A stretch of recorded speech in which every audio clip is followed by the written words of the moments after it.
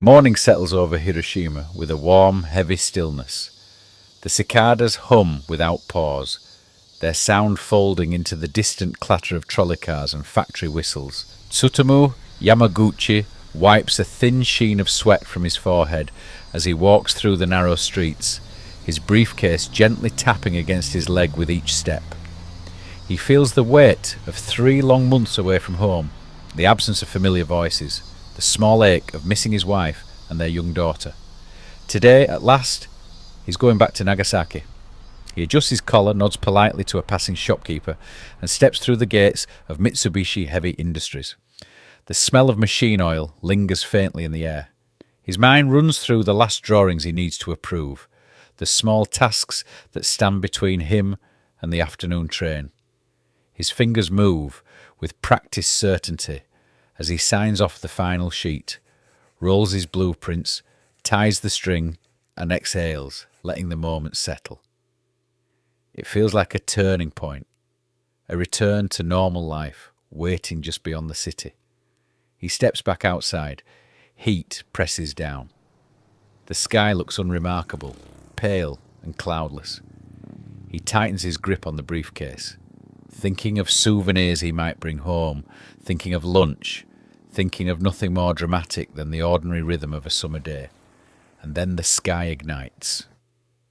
A white light erupts above him, so intense it seems to dissolve the world, swallowing buildings, streets and shadows in one impossible flash. He has no time to fully register it. His body reacts before his mind does. He throws up an arm, turns away, feels the heat sear the exposed side of his face. A shockwave slams into him with crushing force, lifting him from the ground and hurling him into a field of dirt and broken glass. For a moment there is nothing at all. No sound, no breath. Only a thick, unreal stillness as he lies stunned, staring upward. Then the noise returns in a sudden rush. A roaring, rolling blast that seems to come from every direction. Dust hangs in the air like fog. Above him, a pillar of fire climbs into the sky, swelling and changing shape like something alive. He blinks, his ears ring. His left arm burns, his shirt hangs in shreds, but he is alive. He pushes himself upright, his legs trembling beneath him. The world around him twists into a landscape he barely recognises. Houses are flattened, splintered, or burning. Pieces of roofing tile lie scattered like wet leaves. A woman stumbles past him silently, her hair singed away, her arms held out awkwardly, as if trying not to touch her own damaged skin. A bicycle leans against a crushed wall, both wheels melted into warped ovals. Each breath tastes of ash. He swallows hard and forces himself to focus. He needs to reach the train station. If he can make it there, he can still get home. The idea becomes a lifeline, a single thread he can grip to stop himself from drowning in everything around him. He begins to walk, one careful step at a time, shielding his eyes from the drifting soot. Every corner reveals another collapsed building, another fire crackling through what used to be a street of shops, another group of people moving like sleepwalkers, dazed and burned. He moves among them, feeling the heat that still rises from the ground, hearing distant cries that come and go like waves. His legs ache, his skin screams with every movement, but he keeps going. Hours seem to stretch and fold as he pushes through the debris-filled streets.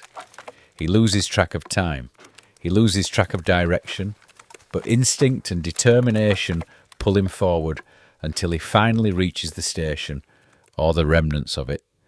The building is half destroyed, the roof sagging inward, the platform pitted with debris. But there are survivors, some sitting, some leaning on twisted railings, all waiting for something that feels just shy of impossible. By late afternoon, a train actually arrives. Windows cracked, paint scorched, but moving. He climbs aboard.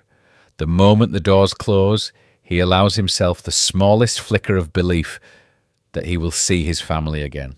The next day, he stands at the threshold of his home in Nagasaki, his bandaged arm pressed gently against his chest. His wife gasps when she sees him.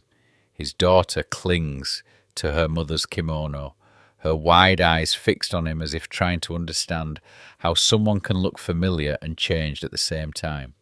He explains as best he can what happened, though the words feel brittle and inadequate. No description can truly contain the image of Hiroshima on fire. He reports for work at the Mitsubishi office in Nagasaki, wanting to prove he's not as fragile as he feels. His co-workers stare at his burns, their expressions caught between concern and disbelief. He tries to tell them what he witnessed. The flash, the shockwave, the ruins. But before he can finish, another light blooms outside the window. Another flash.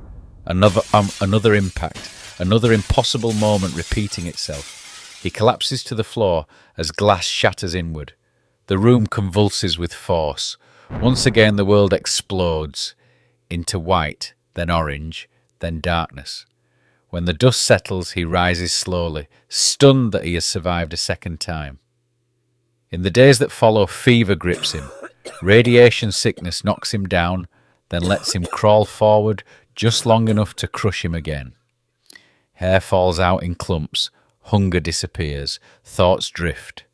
But he clings to life with the same stubbornness that pushed him through Hiroshima's ruins. When Japan surrenders, when the rumours become facts, when the scale of destruction becomes known, Yamaguchi realises he carries something rare. Not just survival, but first-hand knowledge of what these weapons truly do. Not statistics, not theories, human reality. He makes a decision. He will talk again and again, even when people don't want to hear it. Not statistics, not theories, human reality. He makes a decision. He will talk again and again, even when people don't want to hear it. Over the next decades, he becomes a soft-spoken but relentless voice for peace. He speaks at schools, town halls, memorials, conferences. His tone remains calm, almost gentle, but his words carry the weight of two ruined cities. He describes heat so intense it bends metal, winds so violent they rip people from the ground, fires that erase entire neighbourhoods in minutes. He writes, he testifies, he stands at ceremonies with survivors who share the same haunted memories, and he keeps explaining, in patient human detail, what nuclear weapons transform ordinary cities into. He is not interested in blame. He is not interested in politics. He wants a world where no one else has to live with what he carries. As he grows older, his movements slow, but his voice does not. When filmmakers ask to record him, he sits beneath bright studio lights and speaks with the same steady honesty he always has. When journalists question his memories, he answers without hesitation. And when he is finally recognised as the only official survivor of both Hiroshima and Nagasaki, he accepts the title with a quiet discomfort, because he knows it represents something far larger than himself. Near the end of his life, a reporter asks him what he wants people to understand. He closes his eyes for a moment, gathering the words, choosing them with care. Then he says that humanity cannot survive another Hiroshima, cannot survive another Nagasaki, cannot survive another moment when the sky turns white and the world tears open.